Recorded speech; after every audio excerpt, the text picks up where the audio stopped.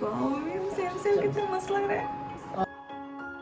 बताओ, लग रहा है ना एकदम मस्त। आज मैंने और मेरी मम्मी ने ट्विनिंग करी है और मेरी मामा की बेटी से भी कोइंसिडेंटली हमारी ट्विनिंग हो गई। हम तीनों ने सेम लेवेंडर कलर के कपड़े पहने हुए थे। हम आज जा रहे हैं ओमकारेश्वर दर्शन करने। हम रात ही ओमकारेश्वर पहुंच गए थे। अगर आपने पिछला व्लॉग नहीं देखा है तो अभी जाकर देखो।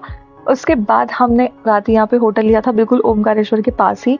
तो अभी हम सुबह ही निकल गए हैं। वॉकिंग डिस्टेंस पर ही है ओमकारेश्वर। सुबह के 6 बज रहे हैं। हमें सुबह सुबह दर्शन करने थे, इसलिए हम रात पहुंचे यहाँ पर। और अब हम जा रहे हैं दर्शन करने। यहाँ पर देखो आप, यहाँ पे आपको बहुत सारे पंडित जी मिलेंगे जो आपको बताएंगे कि हम आपका जलाभिषेक करा देंगे और ये कुछ दक्षिणा लेंगे। तो फिर हम इन पंडित जी के पीछे पीछे चल दिए। हमें यहाँ पे झूला पुल पे जब हम पहुंचे तो हमें यहाँ पे बहुत सारी फोटोज लेनी थी, लेकिन पंडित जी ने बोला कि नहीं, मंदिर में भीड़ हो जाएगी, तो आप लोग अभी चलो, आते हुए यहाँ पे फोटोज ले लेना। तो हम तो बस पंडित जी के पीछे पीछे ही थे, क्योंकि जिस जगह का पता नहीं होता है तो उसके लिए तो सही है कि किसी के पीछे पीछे ही चल लो। तो पंडित जी ने बोला कि आप लोग जल्दी चलो, वापस आते हुए फोटो ले लेना। बट हम वापस आते हुए भी फोटो नहीं ले पाए। ये था मंदिर में अंदर शूट करना मना था, तो नहीं किया मैंने। उसके बाद हम मंदिर में दर्शन करने के बाद, दर्शन बहुत अच्छे हुए यहाँ पर। दर्शन करने के बाद हम निकल गए नर्मदा नदी में। नर्मदा नदी से बोटिंग के थ्रू हमें जाना था ममलेश्वर महादेव। नर्मदा नदी सच में इतनी सुंदर थी ना, इतना साफ पानी मैंने तो नहीं देखा था आज तक, इतना साफ पानी किसी नदी का। इस बोट में बैठकर हमें जाना था ममलेश्वर महादेव। वो सामने आपको मंदिर दिखाई दे रहा है ना, वहां पर हमें जाना था। और ऐसा कहा जाता है कि ओमकारेश्वर महादेव का आधा स्वरूप है ममलेश्वर महादेव। तो हम बोट में बैठकर पहुंच गए ममलेश्वर महादेव। वहां पर भी सेम प्रोसीजर था। एक पंडित जी ने हमें दर्शन कराए, संकल्प वगैरह कराए और हम उसके बाद दर्शन करके निकल गए। तो यहाँ पे हम बैठ गए बोट में। आप देखो क्या सुंदर नज़ारा है। और बोट में हमारा टाइम भी काफ़ी लंबा रहा। बहुत अच्छा लग रहा था कि हम इतनी देर से बोटिंग कर रहे हैं। और थोड़ा डर भी लग रहा था, डर तो लगता ही है। एक तो हमारा जो बोट वाला भैया था ना, उसने हमें ये लाइफ जैकेट नहीं उतारने दी। उसके चक्कर में हम तो अच्छी फोटोज भी नहीं ले पाए। ये भी बेचारा पता नहीं क्या कर रहा है यहाँ। चलो अब चलते हैं ममलेश्वर महादेव की तरफ। यहाँ पे सब अपनी अलग अलग फोटोज ले रहे हैं, हर कोई पोज बनाए बैठा है। फिर ममलेश्वर महादेव में दर्शन करने के बाद हमने वहाँ पे भी संकल्प वगैरह लिया और उसके बाद वहाँ पे कुछ फोटोज वगैरह लेने के बाद हम लोग निकल गए अपने होटल की ओर। और हमें पता ही नहीं चला कि हमारा होटल इतना पास था। फिर होटल से निकलने के बाद हम गए नर्मदा नदी में स्नान करने।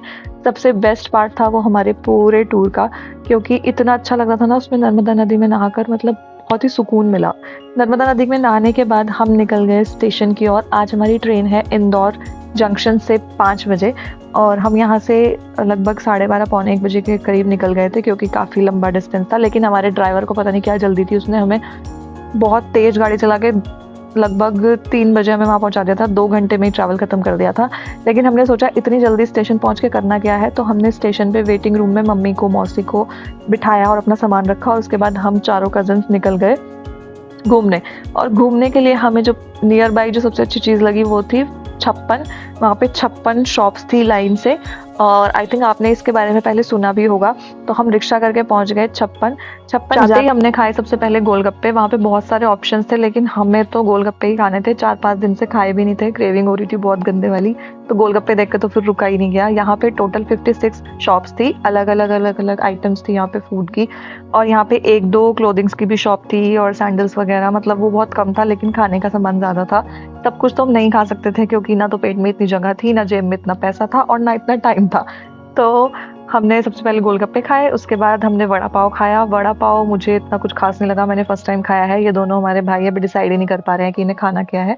तो हम पहुंच गए वड़ा पाव खाने। वड़ा पाव के बाद हमने पिया कोकोनट क्रश। ये बस इसमें कोकोनट को क्रश ही किया हुआ था, इसमें इतनी सी भी शुगर तक नहीं थी। बट मुझे तो भाई मीठी चीज़ें ज़्यादा पसंद है, तेज़ मीठा होना चाहिए। उसके बाद हम ये खाने के बाद हम निकल गए। फिर हमने खानी थी आइसक्रीम। और हमने सोचा ही था आते ही कि आइसक्रीम वैसे स्टार्टिंग में ही थी, बट हमने सोचा था कि हम लास्ट में ही खाएंगे।